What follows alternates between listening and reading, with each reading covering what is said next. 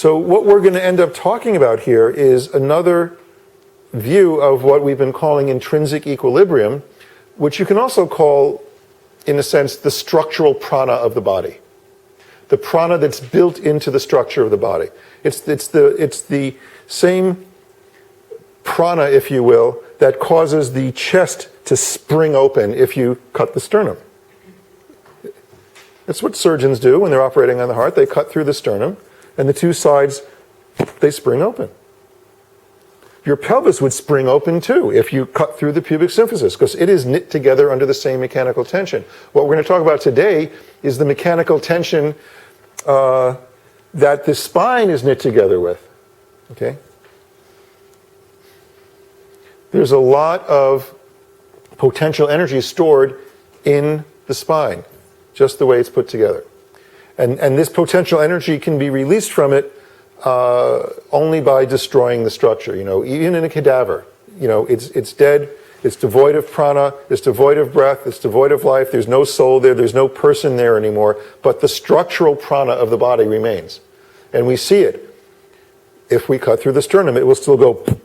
The person doesn't have to be alive in order for that to happen. You know, the same thing about, you know, the hip socket. You know, when you do this, you're going to get a big pop. There's a certain amount of mechanical tension that's holding that in place. There's a suction there, okay, that's still present, whether the person's alive or not. So there's all of these areas where there's potential energy stored in the very structure of the system. Right? So it's an important point to make, because these bits of energy don't depend on being fed metabolically by the system like muscles do.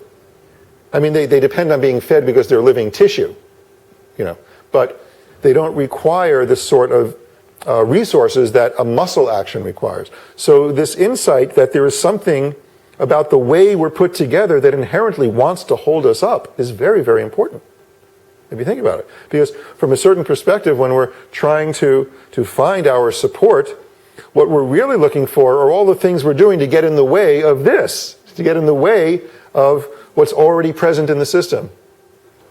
You know, and it runs a little bit counter to how we're accustomed to accomplishing things, which is if I just try harder or work better or learn more about posture or alignment, you know, and bring that into the system, then I'll hold myself up better. Well, quite often all of our attempts in that direction is exactly the thing that's getting in the way.